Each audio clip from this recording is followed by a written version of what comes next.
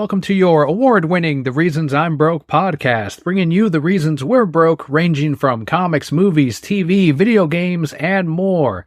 I'm Daniel, and on this Xbox Developer Direct, first one on as another co-host is our very own now IT guy. He's making sure that everything's working very well behind the scenes as we record. It's Macio, Mr. Xbox himself. Welcome back, Mace. I'm always glad to be here, man. Appreciate it. And the other is a host from Lazy Gaming Guys, a streamer. They're on every single Wednesday. It's been a little while. I think you were last on, but he helped, for example, last year with the Brosker Awards. It is Julian. Welcome on, Julian. Hello, everybody. Why am I here on the Xbox One? Are you saying you're a PlayStation pony? What's going on here? No, I'm not a PlayStation pony. I'm an everything pony, but that's like specifically the Xbox One. Well, if this is your first episode of the show, we release one of these anytime there's a big news story, an event, a direct, or in this case, we had some announcements for gaming, Xbox especially, Microsoft, we cover a lot of here on the show, and that's exactly what we're going to discuss here. And I've got two big gamers as co-hosts to help out with this episode. So in case you missed it, they did a developer direct, and it was about an hour stream.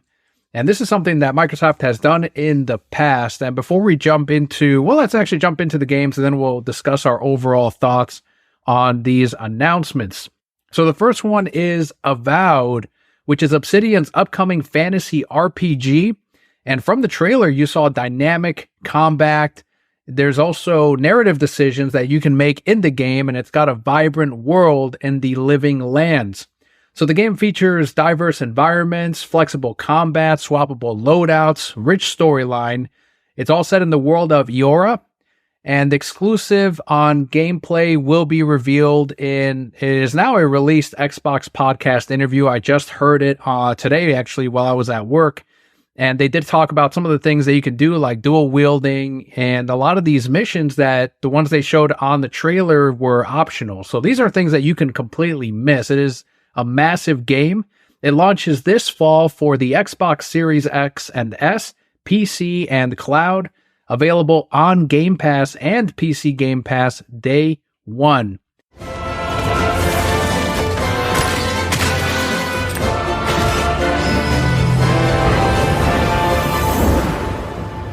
So Avowed is massive from the looks of it. Still looks like it's in the works, but the stuff that you can do there with the loadouts, especially with the wand, that's what a lot of people were going crazy about. It looks like it's something that you can truly immerse yourself in. So what were your first impressions on Avowed? Will you be playing it? Started off with you, Mace. 1000% going to be playing this when this releases. I love a lot of Obsidian's games. I did enjoy their last game, Outer Worlds, and of course I love the original Fallouts and Fallout New Vegas, so I'm definitely going to be checking this one out. This is definitely a welcome surprise, because if you go back to previous podcast where I was on with Bobby, I think that was the Game Awards, and we were talking about some of Microsoft's upcoming games. I said Avowed wasn't coming out until 2025, so the fact that this has a 2024 release date is definitely surprising. But it seems like it's actually going to be smaller than we think.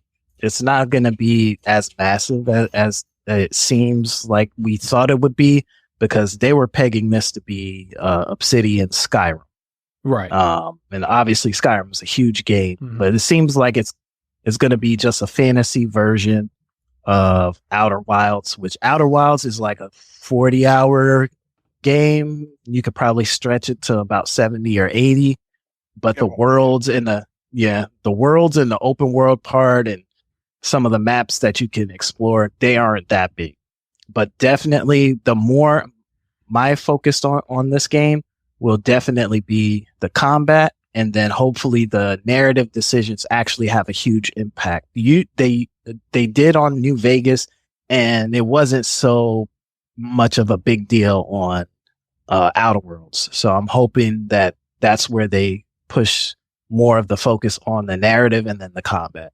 What'd you think of this one, Julian? Will you be playing the latest from Obsidian? It looked interesting. I'm usually not a big fan of the first person RPG games because usually I like to at least see like what I'm controlling. But it's usually an interesting time. I actually did look up. I had to look up Obsidian. I'm like, why does this sound familiar? It's like, oh yeah, they did KOTOR 2, not Star Wars Knights of the Old Republic 2. I know they did New Vegas, and then there's a game which I'm like, oh right, they did South Park: The Stick of Truth. Oh, nice. They were actually they were the ones who worked on that game. They didn't work on the second. They only worked on the first, which I like the first one better because the first one wasn't as. It didn't feel forced to be long. And then I also know they did Alpha Protocol, which I've heard a lot of things about, but I never actually touched myself. But hey, maybe this might be a reason for me to actually look into more of these games more often. Yeah, Avowed looks interesting enough. Nice, good fantasy hook. Maybe look into it on getting it on PC, maybe. Yeah, it's one of those games where if you already have Game Pass, it adds to the value of Game Pass, where something like Avowed, as you were saying, it looks like it's going to be 40 to 80 hours. I mean, that alone will take up probably a month, for someone like me, multiple months to complete, to explore, to go through, to even restart. If it really does shape out the narrative based on how you play, then it's one of those games that, like KOTOR or maybe Mass Effect, where you want to go back again and try it in a different path, different decisions. People are doing that now with Baldur's Gate 3. And so they like that stuff. It adds to the replayability.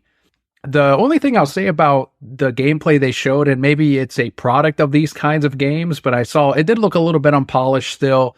Some of the animation, some of the graphics, but otherwise, I think by the time it comes out, especially if you have it on PC, it's going to look a lot sharper, a lot nicer, but nothing really to complain about. It's that kind of game. It's one of these games where the gameplay is probably more important than the graphics themselves, and a game that is this detailed and how you do combat, all the different enemies. It's a little bit tougher to make something that's going to look at graphics first and gameplay second. I mean, people play Skyrim still, so. Well, there you go. Yeah. My thing with it was the combat didn't really look, the feedback on like some of the hits and the magic, it didn't seem like anything got staggered, or it didn't have any like weight to it like Skyrim does. When some of the light attacks don't really look like they do shit, but then when you get hit with a heavy, or you hit something with a heavy blow, it gets knocked back a little bit, it staggers. So that was my thing with it, but other than that, it looked fine. This other one has been, we talked about it also on the last Xbox episode, and how many Xbox players have been waiting for this for several years. Ninja Theory gave a behind-the-scenes look at the final months of development for Hellblade 2. The shadow will always hang over me.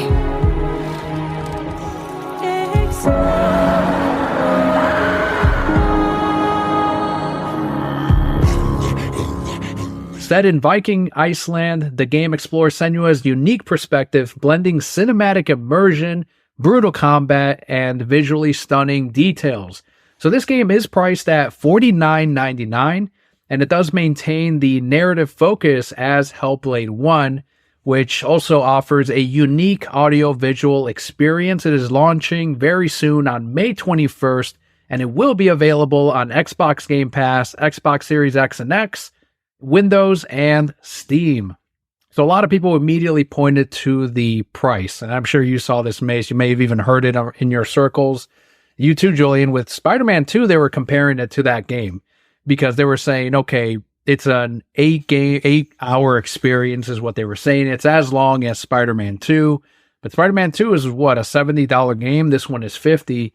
So there was some criticism about that, but to me, $50, they priced it out well for what you're getting. They could have easily launched this at 60 or 70. I don't know how much Hellblade 1 was, but if it's in line with that, then I think it's what people are expecting. More of a cinematic experience, kind of reminds me of Heavy Rain a little bit. And it honestly does look stunning from the trailer we saw at the Game Awards, and then the gameplay they showed here. It's a beautiful fucking game. Probably the most visually stunning that we saw out of all the ones announced that day. For the first Hellblade, I was watching a friend stream it like a few years ago, and fucks with you.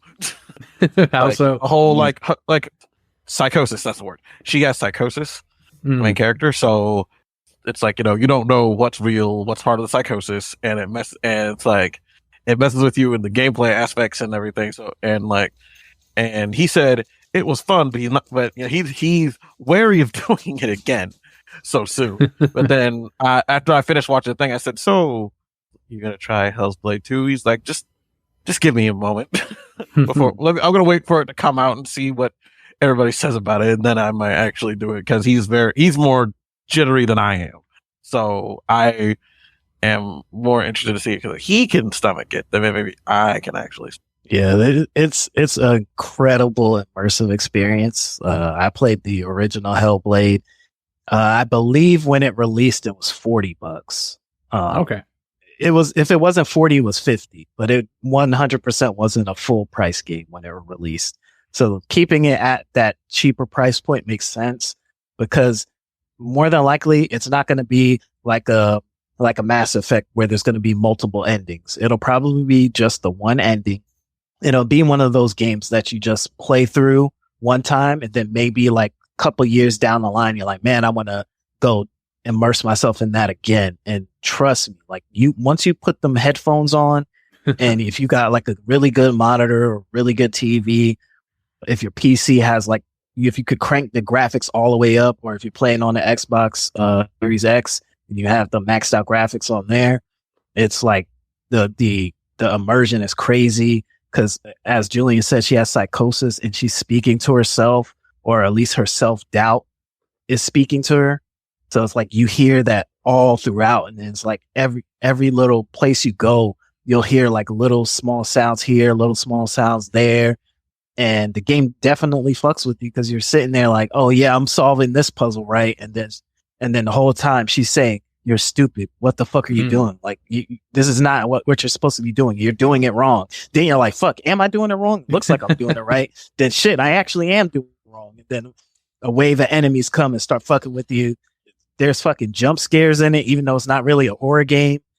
It's an intense experience for sure. Like it's an 8-hour game or maybe even shorter than that, but it might take you like 3 or 4 days because you're not going to want to play it all the way through because it's so much at one point in time. And this also another game that me and Bobby basically said, man, this shit don't even have a release date. Like who knows if it's coming out in 2024. So yeah, I'm definitely looking forward to it. 100% going to play this when it comes out and go through it and just sit there on my couch with my headphones on, tripping the fuck out. Yeah, there's definitely a theme here with release dates being confirmed, being sooner than we thought. And there's the big one, of course, at the end. And I do want to definitely circle back to that because I think that's an important conversation. Before I go into the next one, for Hellblade, is the first one on Game Pass too? Because it seems like the kind of game where it could pull in a new subscriber that's like, well, I could pay the $50 or I'll get Game Pass for 3 months and try out the first one, then catch up with the second one. Is the first one, do you know if it's available on there? It is. Okay, actually, how it worked, Hellblade, they released Hellblade, Ninja Theory did, and then they were purchased by Microsoft. So then that's when it became a game on Game Pass. Nice. But it was already out, and they sold it for the $40. Microsoft they liked what they were doing. They liked the team they had. They wanted more single player games. They wanted more single player story driven games. So then they purchased Ninja Theory. Yeah, I like it. It's definitely going to be one I try out this fall. This is something that a lot of Xbox players have especially been asking for, and that is more support from Japan. It is something Phil Spencer has talked about in the past on how they do need to do a better job with marketing in that region, getting more players on base with the console, or at least with Game Pass. And Square Enix and Microsoft had a deal established last year. We don't know what the details of that yet. All Phil Spencer has said was that Square Enix will reveal all of that on their time. So it's more or less up to them. A lot of excitement over what that could mean for Final Fantasy, the latest Final Fantasy, and also the remake of Final Fantasy VII, whether or not that will eventually make it to Microsoft or to the Xbox. But they did come forward with Visions of Mana.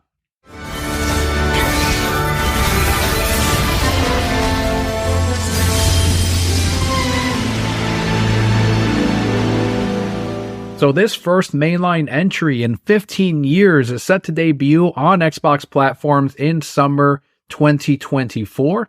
Series producer Masaru Oyamada highlighted the game's vibrant world and adaptive music and innovative combat. Koichi Ishii introduced new animal companions called Pikuls or Pequels and detailed enemy designs. So the score featured over 100 songs from past Mana games, and this one does offer elemental assistance in battles, aerial combat, and a fresh take on the Mana series, once again launching on the Series X and S, Windows PC, and it is set as an RPG. This is the one that I was least excited for, but I'm also not that into, I'm probably maybe I'm the least weeb out of all three of us, although I think Macio's probably right there, if not less weeb than I am. But so that's why for me, I wasn't as excited for this one, but I know it is important for a lot of Xbox players. If it ends up eventually showing up on Game Pass, maybe I'll try it out because of the beautiful art style. It does look like a lot of fun. But did either of you go into Mana? Are you fans of Mana and what Square is bringing to this? It's a good thing that the JRPG weeb is here. Hello, hi. This is why you're here. I play these. I play these silly anime. I play the silly anime games a lot. Yes. Okay. So, Vengeance of Mana. It's not a remake of anything. This is the first new title in the Mana series in over 15 years. For the longest time, they have been re-releasing and remaking it. They're releasing and remaking this series, and so a lot of people who know about the Mana series, this is big news. They haven't made anything. They're going to be making a modern game and not taking an old game and pretty much just upscaling it with better pixel art or something. This is actually going to be a full on 3D game they haven't been able to make in a while. And I can't remember which one was it that they remade recently that didn't do so hot. Most of the fan base is like, we already played this, and then the Western audience was like, it just went over their heads and they didn't even notice that it came out. I didn't notice it came out because someone's like, "Oh, it's already out already." I'm like, wait, what? It's like, well, I don't have other things to play right now. I'm not in the mood. And then I've looked into some stuff about the Mana series, and it does have some interesting things. It feels kind of it feels like a mixture of Final Fantasy and Dragon with some Dragon Questy elements in it with the cute little monsters and all this stuff. This might finally be the one that I actually sit down and say, I need to get and play this. Especially since, they actually, after looking at the developer direct for it, I saw it's like, okay, so I'm scaling the monsters. They actually have neat little animations and everything. The plot's going to be another basic hero saves the world from person's ideals against who get god powers, yada, yada, blah, blah, blah. Whatever I'm used to. But I'm not really worried about what the plot's going to be until the game actually comes out and I'm playing. But I'm interested. I didn't expect this to happen. Like, they kind of just were tongue-in-cheek about, they were like really tongue-in-cheek about like, oh, wait, someone else wants to put something in our developer direction. It's like, oh, it's Square Enix. It's like, at first I was thinking, are they going to talk about how they're bringing 14 to the Xbox or something? That's what I was hoping for, yeah. We know it's coming. It's most likely it's going to be before the new expansion Dawn Trail comes out, or when it comes out. It's most likely going to be, they're most likely just pushing it for that. But if it doesn't come out for that, it's going to be in the first expansion. It's going to be the first patch when it comes out after the expansion comes out, which most likely might not be till July, between June and August, because they said summer. So they had the beginning of June, end of August to get the expansion out. But anyway, I'm interested in Visions of Mana. The Mana art style is always to me. I just couldn't get into the game. I just couldn't really see the games as anything that would pique my interest, because I'm not. It's like, if you're gonna have your old pixely art style, you kind of have to evolve some of your game. And some of my friends said it's it still feels like an old school RPG with some of its elements, and a lot of the old school ones, they're hit or miss for me.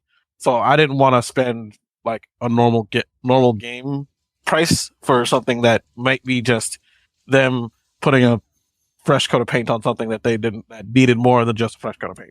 Julian, is this co-op? So the Monasteries, I've never actually heard anything about them having multiple playable characters, because the only games I know that you can actually have multiple people play at once are usually the Tales of games from Bandai Namco, Usually those allow you to do, if there is a multiplayer option in this game, we're going to find out about it once they release more information, because right now right now it's like still in development freaking hell, and it doesn't even have like a C on anything for it. It's still like pretty much, even the main website's like, get the newsletter, it's coming out, get hyped. Yeah, I saw summer 2024, but not a solid release. Surprisingly, one of my favorite games is Trials of Mana. I know you really weren't expecting it. No, but I played the shit out of Secret of Mana on that actual Super Nintendo, and I played a translated version of Trials of Mana, like basically a ROM, the ROM on an emulator on my computer with my sister, and that's why I asked if this was co-op, because Trials of Mana is. Oh, I see. So I would love to be able to play this with my wife, because I love Trials of Mana. Like, I played the shit out of it. I've eaten it multiple times, at least once with my sister, once with my brother, just us hooked up. I'm hogging one side of the keyboard and she's hogging the other side of the keyboard. So I'm definitely interested. I really, really, really hope it's co-op, because that's how I interacted with the games. I've always played it with someone. So I would like to continue doing that. But if it's not, I definitely will check it out when it goes on sale. I didn't like the remake of Trials of Mana that came out in 2020. So I didn't purchase it. And that's probably not good for me, because if you're a fan of the Mana series and you don't participate in purchasing new stuff, then it looks like people don't enjoy it. So then they don't make more. And this probably doesn't help that I'm only willing to buy this if it's full price, if it's co-op. But I really do hope it's co-op, because that was my favorite part about it, you know. Fucking Macio out-manaing Julian. Like, that was a bigger surprise than any of these fucking announcements. Yeah, I didn't expect. Because, well, like I said, I never really had any, like, I never really played the series until, like, later on, and that was through some other people, and they would tell me how great it is, and then the 2020 remake came out, and I just wasn't impressed, and but I've also been told that was, it would have been a bit better if it wasn't for, 2020 being 2020. So I don't know. Yeah.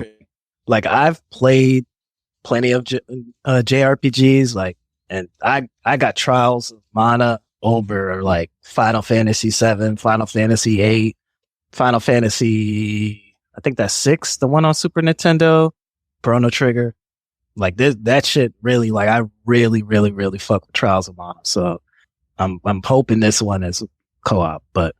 Oh, Chrono Trigger, the game that literally everybody says, it's like, you're a JRPG fan and you haven't played Chrono Trigger. It's like, well, it's not on anything modern and I don't really care, because, I played Dragon Quest and it's like similar, right? It's like, no, it's different, but it has but it's also done by the Dragon Ball Z creator. It's like, get off my case. Yeah, it's one of those things, like, at least with the Final Fantasy, I'm pretty sure it's 6 that's on Super Nintendo. It trips me up because, the different is certain numbers in Japan and certain numbers in English. But yeah, like, I played that on the actual Super Nintendo, but then Chrono Trigger, I played that on an emulator. So it's like, it's different, I guess, when you physically played them at the time. Like, I played Final Fantasy 6 like when I was like 10 years old. By then it was already like 7 or 8 years old at that point. But, I got the Super Nintendo I borrowed the Super Nintendo from my cousin, and he just had a whole bunch of games. So I was just playing whatever the fuck he had. Final Fantasy confusion, because fucking in the West, it's like Final Fantasy 6 is technically Final Fantasy 3 here in the West, because of the third game they released. And then when 7 came out, they had to, like, we can't let this continue. Like, Square in Japan's like, don't call it 4. We can't let this confusion continue. So they just called it 7, and all the rest of the fans are like, what happened to the other 3, the other 4 games? And then, if you had that one super weeb friend that already knew about these things, which was even Roar Bear back then, they would have just corrected you.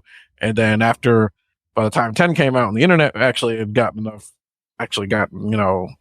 power to be more than the porn machine, everybody actually could be like, oh, okay, this, look it up. Fucking, there used to be other games. They haven't come out. Now, has an excuse. There's not much of an excuse for a lot of people anymore unless you haven't been paying attention to the Final Fantasy series to know, like, you should know the numbers by now, but I don't usually force that upon anybody to actually. It's like, if you don't know numbers, why are you not paying attention? It's like, because not everybody pays attention to every single game. I have to better about that than I used to be.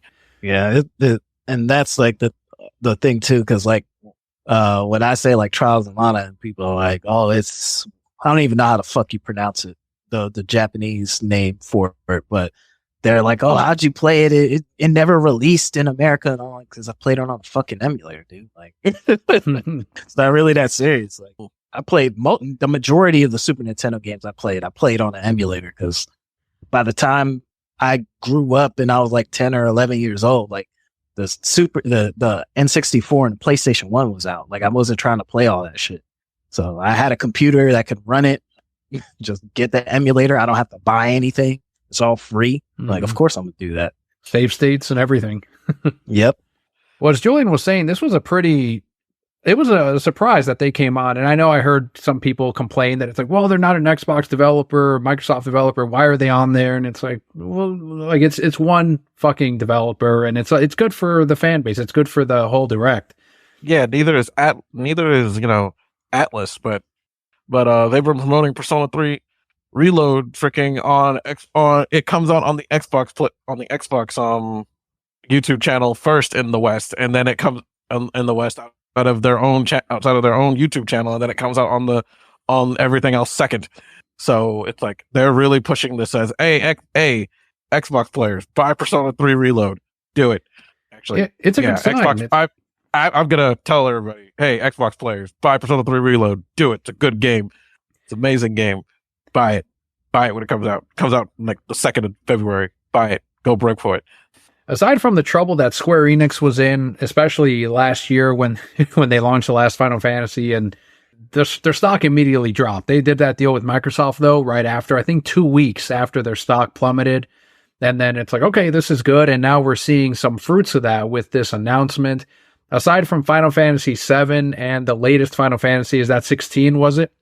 The latest one was 16, yes. 16. So with those probably imminently coming, what do you think that this means for the relationship between Microsoft and Square Enix as far as future releases? Because it seems like they were focusing on PlayStation being the console exclusive for a lot of their games, but with, more avenues open now, it's like maybe they should be taking advantage of being on everything and not just taking these exclusivity deals. Because especially even myself, freaking having your game pop up on multiple things that are available is good, because I don't have access to a ton of money to drop, I don't know, $500 on a freaking PlayStation 5 right now. Right. And so literally stuff coming out on PC has been kind of a godsend for me recently. So I kind of so it's like I've been needing this, so now I can still play some modern games on PC. It's like it doesn't, especially like these one-player games, it doesn't matter if it's like a group co-op game, and I have to do stuff for lazy gaming guys. It's like I have to cooperate. It's like y'all could just do it without me, but I forget. It's shocking. I can't do it. It's like I already have a PC sitting here in front of me, so I buy games for it, and it helps. And then also, I get to play some Microsoft exclusives that I miss out on. Sure. I miss out on because it's like because it's on PC. It doesn't have to be like, it's like I'm not like saying everything has to be released on Steam. No, it's like, release your stuff on multiple platforms first. That way you can get more people to experience it, because once again, the biggest issue with 16 is that even though you had all this stuff, freaking the economy's not doing so hot. Not everybody can just drop the money to get PlayStation and move on, because it's like I want to eat. Yeah, I mean, you shouldn't get a PS5 honestly when everything's already available on a Microsoft PC, especially. Dude, just don't worry about it. Why it's a Microsoft PC? Because I'm a shill. Oh my god. I'm plugging constantly. I will say, like, I'm glad that they have this relationship with Microsoft, but I am not hopeful at all. It's already been proven that if Sony is willing to cash out and give them the money, that they will make whatever Final Fantasy exclusive to the PS5. I mean, they did it with Final Fantasy VII Remake. Yeah, look at where they're at and now. It took what, a year to get to PC, which is ridiculous. Like, okay, you want to pay for the console exclusivity? Fine. Let it stay on PS5. It is what it is. But to say, oh, it's going to stay on PS5 and you can't put it on PC at the same time because we want to sell consoles is ridiculous. Mm-hmm. And the fact that Square signs these deals, because I'm like, there's no way they're paying Square hundreds of millions of dollars. It's like 20 to 30 million. You should be able to find that under a couch cushion if you're selling 10 million copies of a game. Like, sure, they might promote the game a little bit harder. They'll put it up on all their socials and throw up the trailer on YouTube. But at the end of the day, like, come on, that little bit of money, you will make that instantly if you just put it on Steam. So I'm not really leaning one way or the other. Like, this is good, but guess what? Like, Xbox still doesn't have Final Fantasy VII Remake, and there's zero. As far as we can tell, it's never come. Yeah, I mean, there's no promise at all. I think it's all just hopeful, but it's an early part of the relationship still. But yeah, I mean, by doing that exclusivity, it got Square Enix in the terrible position it's in now. Sony's not doing too hot either. We learned that last year, so we don't know how much they can afford doing these kinds of deals anymore, or even making some kind of large acquisition of any other company. But we'll probably see some smaller ones here and there. But they're hurting. They're not doing well either. So Square Enix, I think, is doing the right thing. And so far, they're positive steps. But I think you're right. As soon as we see more action, which is Visions of Mana is great. But as long as we see more of that support for PC and Xbox, that's when I think Square Enix will start seeing their shareholders be happier, stock price go up, and then gamers win at the end of the day. More options is a good thing for the most part. Because, it's like they realized, like, wait a minute, a majority of our 14 players have PCs. Why aren't we releasing most of this? Why aren't we releasing most of these Final Fantasy on PCs? That's why the Pixel remasters, it's like, they came out on PCs. I bought all mine on PC. On my PC, I could have bought it on PS4. But I'm like, I don't want to buy it on PS4. I have a lot of space on that thing because you only can have so much space on consoles. So much space on consoles. Space on consoles without deleting everything, and I don't want to have to delete half of my video game library just so I can play one video game like certain other people I know. Well, here's this next one that I know I'm especially excited for because I like the Civ games. But the last one I bought was on the PS4 when they released it for console. And this one is Ara History Untold. History will never be the same.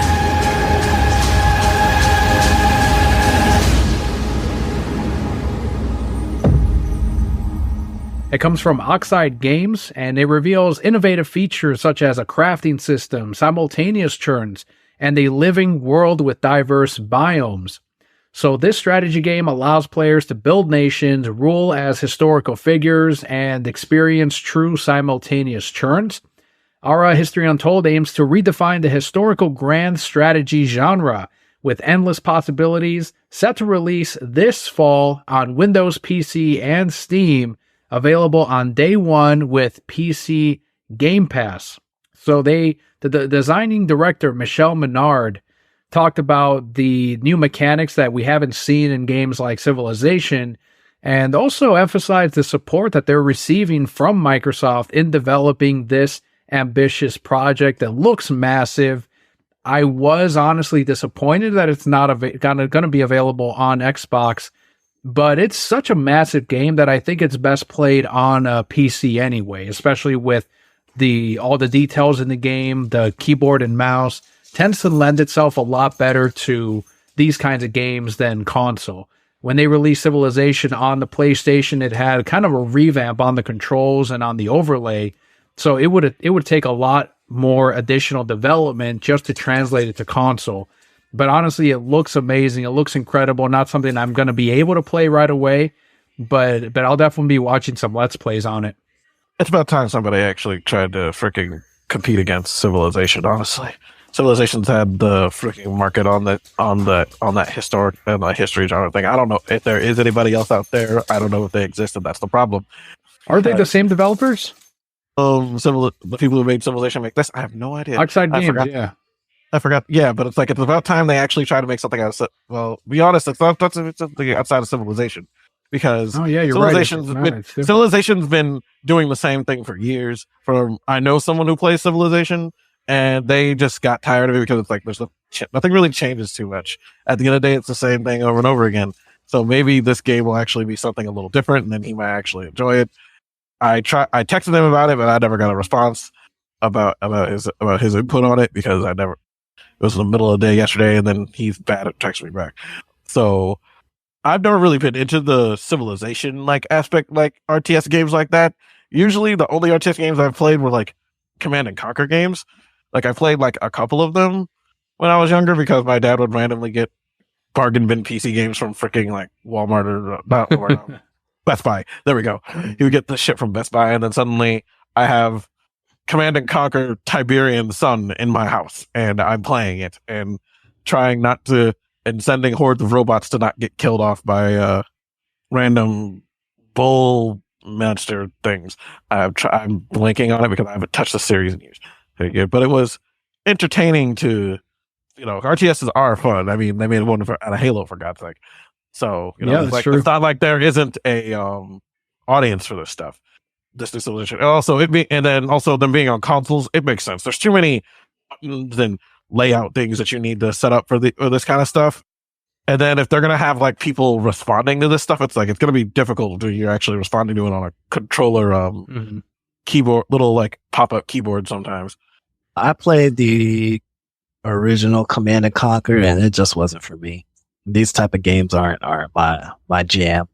But it's interesting, really, when it comes to kind of the history behind Ara. Basically, Oxide Games, they've never actually developed a single game on their own. They've mostly done work on engines for these types of games. And it was founded by one of the guys from Fireaxis Games, which was the creator of Civilization.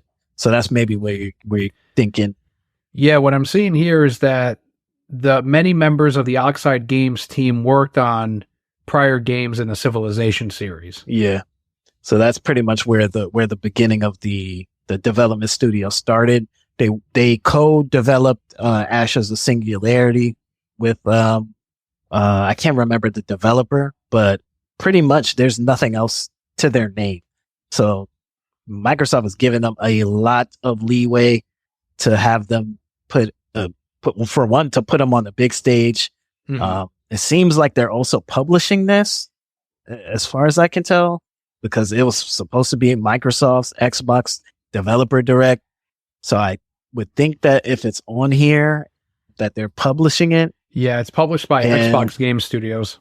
Yeah, so they're publishing the game. It seems like they also want to be pretty deep with PC games. So we got a Civilization-esque type game. They also do the Age of Empires. They own a studio that creates that. So I like the diversification of the studios, but this isn't a game for me. And it's not even on Xbox. It's only going to be on PC, which is fine. I don't know that you use the developer direct to announce a game that's only going to be on PC when a lot of people that are watching it are Xbox gamers. But that was the decision they made. And the graphics look great. I mean, you got the development team that makes the engine. So you know it's going to probably run very well and look very well. Again, they've never developed their own singular game. These guys worked on the games. They co-developed games. They came from the studio that basically created the best of that game, of this type of game. So I'm sure it should be in good hands, but again, you never know. It definitely showcases that this developer direct had a lot for something for everyone. And I think that the one game that probably hit the most circle of people, gamers, the wider net, is their big one that they saved till the very end. And this was Indiana Jones and the Great Circle.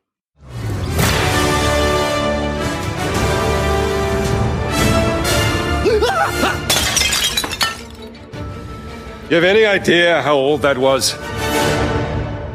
So this was revealed during the direct. First-person adventure set by MachineGames, set in 1937. I love Indiana Jones, always have. I mean, you guys hear me constantly talking about Indiana Jones and how much I love it, and I'm looking forward to this game. You play as Indiana Jones. You explore iconic locations, all the locations I remember from the movies especially. You solve puzzles. You use Indy's whip for combat and to distract enemies. You use it for stealth. It offers a mix of linear narrative, open maps, cinematic, and immersive experience. Might be on par there with Hellblade 2. I don't know. I'd say if you like Hellblade 2, check out Indiana Jones as well for the cinematic experience. It is executive produced by Todd Howard, and it unravels a global mystery connected to the Great Circle between Raiders and the Last Crusade. So I've got a little bit to talk about on this one, but it's another one, Macio, that we did not know when this was coming out. We saw next to nothing about this. The title just got revealed like a week before this direct. And, I totally forgot. They kept it pretty stealth, aside from us knowing that it's coming. And part of the court docs, it being revealed there that they're doing an Indiana Jones game. And they come out and they say it's coming out this fucking year. Yeah, that was crazy. This was one of the games, again, that Bobby and we mentioned on the last podcast, saying they got this Indiana Jones game in the works. They announced this Blade game. We don't know when the fuck that's going to come out. And then they got the Indiana Jones game, and they haven't had any announcements. They just told us Indiana Jones like 2 years ago. Mm-hmm. And so we pretty much chalked this up to 2025 because they haven't said anything about it. And for them to drop it, I wish they would have just given us a release date, but just saying 2024, I don't know that that's good enough, because we've seen games get the overarching 2024, 2023, 2022, and then they just get pushed into the next year. So I'm hoping that we get it this year. There was definitely rough spots where you can tell in the trailer that it's still being worked on. It's still a work in progress that I'm 100% sure they're going to clean up. But man, MachineGames, I guess it kind of makes sense that it's coming out in 2024 because they haven't put out a game in about 5 or 6 years. So I'm glad it looked good, and I'm ready to be Indiana Jones, man. Hell yeah. I looked at this game. Looks interesting. I like it. I like Indiana Jones. I may be one of the few people who said, it's like everyone just fucking Crystal Skull, just let it be. It did a thing. Just let it go. I'm one of the few people who actually would be like, just let a movie be the movie. It's like, it's Indiana Jones. Don't nerd out so hard about the details of this movie. It's not like they're gonna make another one, right? Right? When they said Todd Howard, my brain almost shut off. I had to tell myself, no, keep watching. Just because you have your own issues about Bethesda and their practices doesn't mean that it's going to affect this game. Just keep looking. It's like, this looks good. Once again, not big on the first person, like non-shooting type games. Usually I like first person shooters. I'm not really a big fan on first person other stuff, but it's like, I could try it out because it looks interesting. And I've always loved, Raiders, and especially, talking about the Last Crusade? The second one. What's the second one again? Well, I'm a big Indy fan too, but you know what? I'm forgetting as well. Damn it! Temple of Doom. No, yeah, Temple of Doom. There we go. The whole heart. I remember every scene from that movie, but I can't fucking remember the name of it. Because it's a movie that me and my mom would watch a lot, and she and every time like Short Round burns Indy, it just gets us to crack up laughing every single time. So, I've always had Indiana Jones. It's been like part of something that I've enjoyed watching with family and parents and friends and things. So I'm interested, regardless of who's directing it or not. And hopefully none of that Bethesda nonsense leaks into it. But, I'm optimistic. Yeah, I'm very optimistic about it too. I know Howard was talking about how he's had this idea for Indiana Jones, and he talked about it on the direct for years. And he talked about how he had the perfect game studio for it in mind. They pitched it to Disney, and Disney loved it. So they were like, yeah, go ahead and do what you need to do. And he said that they've given him some leeway as to tell the story. So it sounds like it is going to be quote unquote in canon. So it takes place between certain movies, and it lets you play as Indiana Jones. I mean, I think it was smart for them to do the first person view. And this is something that I've seen a lot also online, but it might just be the ponies trying to make something out of nothing, on how the whole point of that is you're supposed to feel like Indiana Jones. It's not like the Charted games where you're controlling a fucking body, you know, and you're doing meaningless puzzles and whatnot. This is you inside the head of Indiana Jones. You're solving these puzzles. You're using the whip. It's supposed to make you feel like the character. It's also immersive. It's cinematic. And now you're seeing these complaints of, well, it should have been third person. I get dizzy when I play first person games like this. Just all the non-fucking complaints to try to make this into an issue. Oh, it's not coming on PlayStation.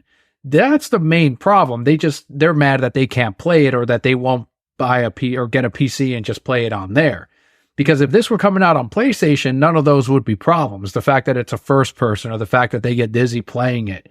The game otherwise, I could not pick out anything truly bad about it, aside from what Macio already said. It just looks a little bit rough around the edges still, especially when the villain is speaking to Indy. Like, some of that could have used a little bit more work, but there were portions that looked incredible with the graphics, and there were some bits that it didn't look quite right. But it's still an in-development game. And I do want to touch on what you said, Macio, the 2024. I actually do like that they're not committing to a date, because we've seen that be a big problem with Xbox games in the past. And when they commit to a date, it seems like they do it too early. They shoot their load too early, and that's been a problem with them. And in this case, by them keeping it vague with some of these, like fall 2024 or Indy just 2024, they don't have to commit to a date. They can continue to work on it. Maybe once they for sure know, okay, we can ship this out, then we'll release a street date. I think that's probably the best strategy, especially when they're so unsure on how far the development really is. Yeah, I like that idea, especially better than the previous ones where they've just been announcing games, and we've just been sitting here waiting. So I do like that about it. But my thing is like 2024, we know it's not, if it was coming in the summer, they would have just given us summer 2024. It pretty much gives you either holiday or fall as your backup. Like, if it's not going to come out in either of those times, if we have any other heavy hitters, like anything that they don't want it to compete against, like Call of Duty, yeah. Assassin's Creed, if Sony comes out with a game that this year, who knows? They don't have anything they have literally nothing on the docket for 2024. But you know, they might do a direct, kind of like Microsoft, and announce some stuff for 2020. Most likely, we won't know anything till this summer when everybody starts releasing their showcase, when they start releasing their showcases and all that stuff. Well, but those Sony fans are still waiting for that secret direct that hasn't come yet. They've been waiting half a year. And my thing is like, I think Microsoft still has heavy hitters coming out this year. I still think that there's going to be a Forza Horizon 6. I think they're on 6 now. If they're not on 5, so that might still be a thing. There might still be some smaller games that might release. Otherwise, like I'm fine with the 2024, but my thing is just like, it's not going to come out in the summer, so you might as well just say second half of 2024 to like lock it down. But yeah, like they're doing their thing. Like I'm liking it. My one thing with Microsoft, we still have all these other studios. It seems like the only ones that have output is Bethesda. They're fucking cranking out shit. You got Starfield. They're working on Blade. Those guys just finished up with previous when the beginning of this generation started with Deathloop and Ghostwire Tokyo. Even though those weren't Xbox exclusives, they're Xbox games now technically. Mm-hmm. And then you got Indiana Jones, Elder Scrolls Online. They've just been consistent updates on deck. We still haven't gotten that Fallout 4 remake or the remastered version of Fallout 4 that's supposed to be coming out soon. And they've been cranking out updates on Fallout 76 as well. So they've just been having output upon output. And then we still are waiting on Hellblade 2, which is going to come out. What's going on with Undead Labs and the next State of Decay 3. That's got announced around the same time as Hellblade 2. We still don't know when that shit is coming out. So there's a lot of things. Also, the guys that make Gears. We haven't had a new Gears game in 5 years. Yeah, I think the rumor is the collection is coming out. And which makes sense, but I would we already got a remastered version of Gears 1. So then they're remastering Gears 2 and Gears 3. And I feel like you can get an outside studio to do that. You don't need a coalition to be working on that. You need them to be working on either Gears 6 or whatever their next game is. Yeah, very well said, man. It's a very exciting year for Xbox, for Bethesda especially. And the fact that Indiana Jones got announced, Blade got announced early, just a few months back. I mean, this is what I feel like a lot of Xbox gamers have been asking for, leveraging IP and asking for, they were pointing at things like Spider-Man over on the Sony side and saying, how come we don't pick up a Marvel studio or some kind of licensed IP and do some stuff with it? And it seems like they heard and they took that feedback and they're working on it, because now we got the announcement of Blade. We're getting the Indiana Jones game. I think it's a positive. It brings in I know I have a couple friends that are Indiana Jones fans. There's a guy I used to work with at the comic shop, Sean. He was like, dude, I got to get an Xbox. He's a massive Indiana Jones fan. He's like, I got to save up for an Xbox now. I got to get that. So a lot of non-gamers are going to be going in there and buying this, or people that never owned an Xbox. Indiana Jones, I feel like, is going to be a system seller. Yeah, definitely. It's one of those things that it finally took some time, because we got to remember, up until 2024, like, Sony pretty much always had a major flagship title come every year, with whether it was Last of Us, Horizon, Uncharted, God of War, Spider-Man. They always had something in the tuck every year to release up until now. And Microsoft, they bought all those studios right as they dropped games. So it was we've just been waiting. The pandemic happened. It slowed game development to a crawl. And now it seems like from now until they decide they don't want to make games anymore, that we're just going to get game after game after game every year, whether it's Halo, whether it's Gears, whether it's Blade, Fable. It seems like it's just going to steadily come out one by one. With the refresh coming out late this year, that's going to be, I think, a good way to maybe. Do you think they should do an Indiana Jones bundle, or do you think maybe they should try to bundle it with Game Pass and say Indiana Jones available on Game Pass day one? I mean, how would you handle marketing this to try to move the refresh, assuming we're still getting that this year? You have to have a Indiana Jones console. Like, it has to happen. You get a nice look at Indiana Jones console with some cool packaging that makes it seem like you're opening some type of puzzle. Yeah, like, you got it. Your face melts. Yeah. Like, you have to do that. Like, the black Xbox Series X is cool. The black Series S is cool. Like, all that's cool. But you got it. You can't just put out the game and have the little like a controller, like they did with Starfield, or have just a headset. Like, we need the whole thing, the controller, headset, console, a whip, package. Yeah. They really do need to have a special edition with the whip too. Come out with the whip. Keep, take it out, show your friends, review someone's eyeball. It'll be fun. Yeah. Besides Halo, Microsoft hasn't really been putting out a lot of physical special editions with that come with cool shit. Starfield had one, but for the most part, none of the other games have. So this is definitely the time to do that. People will buy it. People will buy it with zero intention to play the game, just to have more Indiana Jones stuff. Yeah, you're absolutely right. And it is something, as much as they have all these different very cool controllers and colors and customization, as you were saying, they don't have a lot in the way of console editions, which they should be. And they were pretty good about that in the past with previous consoles. But it seems like with the latest one, the Series X and S, it's a missed opportunity. But with Indiana Jones, that's a great one. You have the license to do it, you got to take advantage of it as much as you can. It's something Disney probably likes. I'm assuming they'd get a little cut of it. So why not do it to support the game, help sell more of that, and really try to milk this as much as you can, because you're paying for the license, so get that money.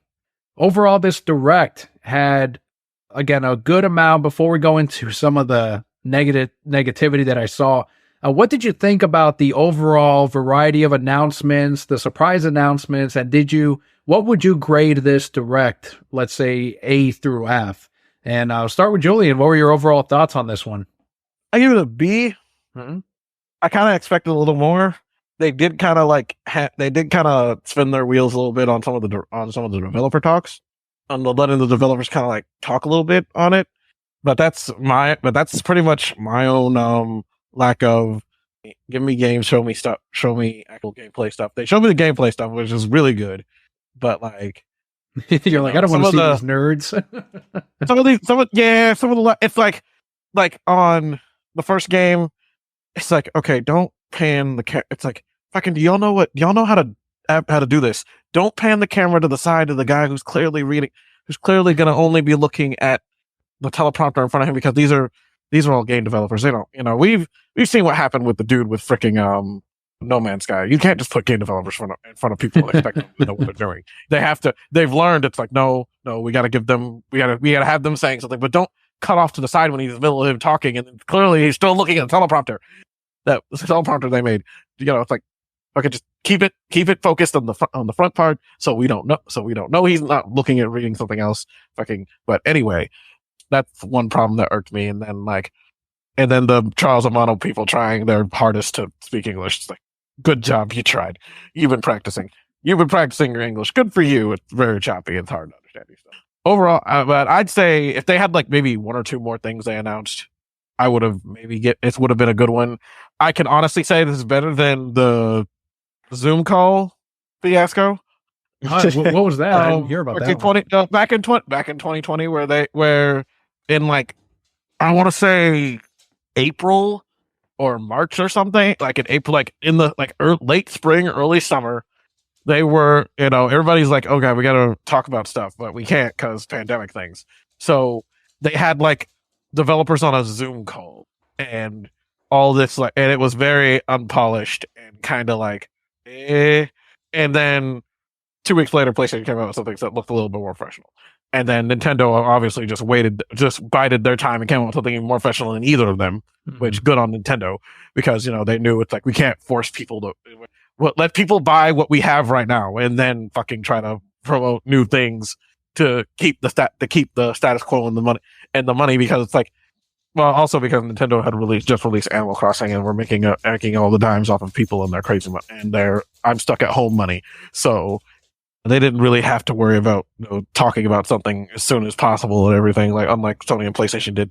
But they're showing that that Microsoft is actually putting more effort into these announcements and showing gameplay things. Everybody, all these developers, no matter what console they're going on, they all need to make sure to have more stable dates. And if you have a stable date, you need to stick to it, because if you don't stick to that stable date, it's going to not only the fans are going to be like, oh, great, now I got to push back the date I want to buy this game, to also ruining the faith in the stockholders, because every time a game gets delayed, suddenly oh no, this company's stock just plummeted for 5. Somebody's stock just plummeted, and then it's like, oh great, now the stockholders are going to have less. Now the other shareholders going to have less incentive to actually want to feed money into this game, because it's like, why did it come out when it's supposed to?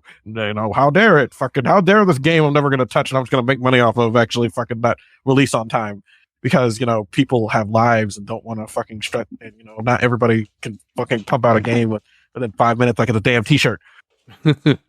Yeah, you're right. I mean, as soon as the acquisition went through for ABK, Microsoft really pushed forward with their marketing. I was just telling Scott this last week that once this deal went through, Microsoft went, okay, we're serious about this then. We're going to really do this. We're going to really tackle the gaming market. And Macio was on here, and he's told me at work too that if that acquisition had not happened, they probably would have pulled out of gaming, or I think you were saying, Mace, sell off, not even become third party, but sell off the franchises. So just do a full blowout. But things thankfully went to the positive, and now they're saying, all right, well, let's go ahead and mark this, push this, really go after Sony and Nintendo, more so Sony, because they actually have a decent relationship with Nintendo.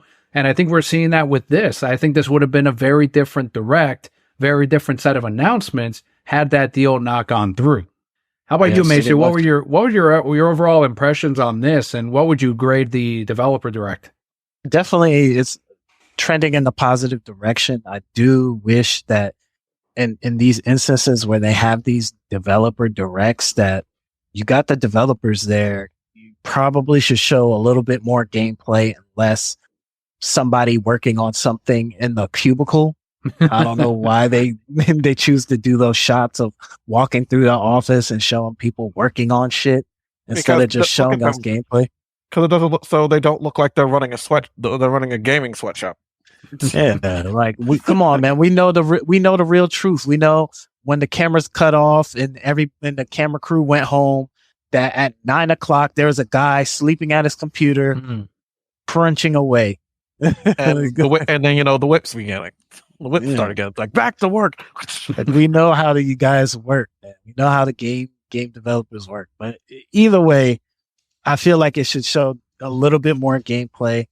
But other than that, I would definitely agree with Julian, give it a B. Like it wasn't a home run out the park, nothing but heaters. Like it, in order for this to get an A, they would have needed to show something like a super tentpole game, like Halo, a new Gears, which obviously they're not going to announce on a developer direct. Right. That's going to be for Jeff Keighley E3 or Game Awards type announcement. Yeah. So I don't blame them, but I can't give it an A when one of the games wasn't technically a Microsoft game, nor is it coming to Game Pass, and a game that is not showing up on PC and Xbox. It's only on PC. I can't give it an A, but it's definitely trending in the right direction. I like where they're going, and my hope is that we get more of these, and it's not like like we don't just get the developer direct in the beginning of the year, the Jeff Keighley E3, and then some shit at the Game Awards, or maybe something at the Tokyo Game Show. I'm hoping that this is like a quarterly thing, kind of like what Nintendo does with their little Nintendo Direct thing. Yeah, I hope that we do see more of it, as you were saying before E3. If I had to grade this, I'd probably go with a B. I think if they had, and they told us ahead of time that we weren't getting this, but if they had announced some ABK stuff, that would have been amazing. Even if it was just, hey, these classic games are coming to Game Pass, and that was a part of it, that'd be great. But they're probably going to want to do just a direct on just their games, because it's such a massive acquisition that they can do that. They can probably do directs on just Activision Blizzard like 4 times a year, and they could do that. Absolutely. They could run a convention, if they wanted to, and BlizzCon like that on its own, right? So if they don't talk to me about that garbage. If they now it's in better hands now. Don't worry. We'll see. We'll see. Hopefully, it can't be worse than what they were before with their. That's right. With their potty rocker mentality and their freaking and one of the more infamous stories that I never get tired of talking about this story, because it's like, how do you let your company fall? How do you let your company, the people who run it, fall this far? Who's actually running this company? When you let someone, there's no repercussions for anybody. Someone rating literally a fridge that a woman pumped her breast milk into. Yeah, I mean that shit won't happen. It's like somebody had to take the reins of this fucking take the reins of Activision Blizzard, because they're like fucking up. It's like you can't just expect everybody just to be like, oh, you did this, oh fuck it, I'll just keep playing Overwatch. Then it's like, no, and then you fucked up with Overwatch, and it's like, okay, last straw, fucking someone else take the reins of this company, because they're not doing it right. Yeah, that's right. I mean, it's awful that all these things happened. I agree. But at the same time, there's a silver lining. It made them viable for purchase, and it was a good acquisition. And as you were saying, under better management. And I think that's what we're going to get, and that's what we're seeing right now. So yeah, I can't give it because of that. ABK, you're right. Halo, Gears, something else. But these were still great announcements, and I never thought I'd be excited for an Indiana Jones video game, and we saw the trailer, we saw who's making it, and it looks fucking positive. It looks amazing. A lot of good word online about it, aside from the other side who wants that game on PlayStation, but it's important to have some exclusives on your console. I need to talk about Metaphor more. The Atlas game that they've been pushing. Every time they come out with something, it's not very much detail. It's like I don't know if it's Microsoft pressuring Atlas to give them something, or Atlas jumping the gun on being like, oh, we want to promote our game a little bit more. We want to promote this Xbox exclusive RPG a little bit more. It's like, y'all got to promote the hell out of this, because this is the thing that's going to get the Japanese people to buy your shit more. Someone's got to promote this like crazy, because like it's made by the Persona people. You gotta do something with that shit. It's like, hopefully next announcement we get more stuff that they're doing that push for the weebs, because that's kind of what I'm expecting. Show me. I need them to show, like, the Square Enix announcement was right on the money for you're getting the weebs' attention. You got their attention. Now you got to keep it. If you don't keep it, you're gonna lose it, and then they're gonna just go back. They're just gonna turn around and go right back to PlayStation and hell, they'll just look back to like, oh, wait for it. I'll just look at the PC thing again, or wait for it to come out on PC, because that's what a lot of my friends who want to look into Metaphor, like, I'll just wait for it to come out on PC. I'm not gonna get an Xbox for this. It's like, no, you gotta, if you want the Xbox to sell in the East and for the weebs, you gotta push this weeb game more. I don't even know if that's their strategy anymore, honestly, to move consoles. I think that Microsoft is very good at looking at future trends, and one of those trends, I think, is going to be not so much consoles. I think it's the right path is something like Game Pass, PC Game Pass, where you're able to play it. If you want to play it on the PC, great. Just funnel that money into Game Pass. Microsoft still gets a cut of that. But I don't know. Maybe I'm wrong, and they're going to try to push consoles again. But that's not what I'm getting from them, at least from their marketing, from Sarah Bond or any of them. They're more about like pushing the brand, sure, but they're kind of okay with selling Game Pass. It's just like, because I've looked at the Game Pass in the East, and it's just, well, it's because they're such console babies. They don't like change. So it's it's something that they're it's like, if you want to push it up, if they want to push it out in the East a little bit more, they gotta like really promote the games that they're doing a good job of. Persona 3, at least. I can't remember what it is. There was another one there was another like Eastern company that they had showed off during Jeff Keighley Summer Showcase nonsense. I can't remember off the top of my head right now, but they showed it off, and I'm hoping that they because they're trying to get that we push, because they know that the majority of anime fans are the people who actually have money these days, because it's no longer as niche anymore. It's it's like there is money there. They just have it's like, outside of the multi-console anime game releases, I feel like Microsoft can do more. Absolutely. And as I mentioned before, the focus has changed more positively after this acquisition. So I think we're just going to see more focus on their games and on more exclusives, and hopefully more studio acquisitions. So Macio, Julian, I want to thank you both for helping cover the Xbox Microsoft Developer Direct. And if you do still use some social channels, or even if it's just Discord, please let them know where they can continue the conversation. Started off with you, Mace. Know where you can find me. I'm over in the Discord. Back to Murderer. Very good. And how about you, Julian? Tell them about LGG. Oh yeah, we're the Lazy Gaming Guys. We stream video games every Wednesday, and it varies from random Game Pass games to whatever floats our fancy at the moment. You can also find us on X. I gotta start saying it right, on X at Lazy Gaming Guys. You can also find me on X at Kage023, and then I also run the Lazy Gaming Guys thing. So if you need to which I'm going to do a better job promoting and pushing. Like currently, the next gaming series I want to work on is I want to actually play some. I was actually thinking about doing an entire Pokemon game from beginning to finish on stream without any not like in a one playthrough, but pretty much it's like I'm not streaming anything. I'm not going to stream anything else until this gets done, and everyone's got to deal with it. It's Legends Arceus, by the way. I'm just going to stream that from beginning Scott's to end. favorite.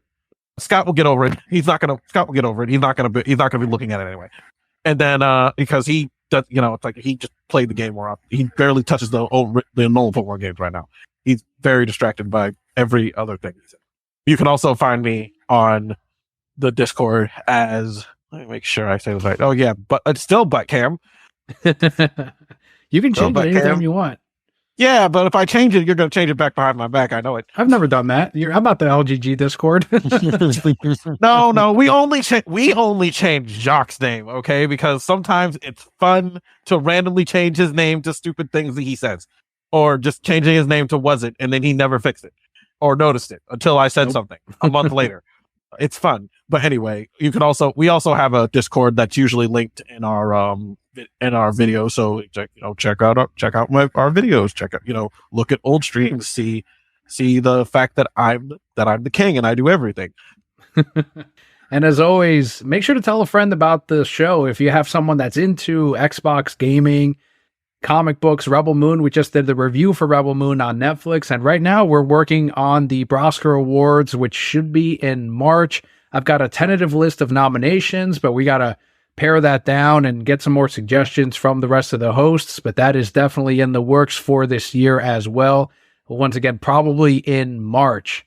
But thank you once again for joining us for this Developer Direct coverage. I've been Daniel, joined by Julian and Macio, and Broquette Core. All will be well.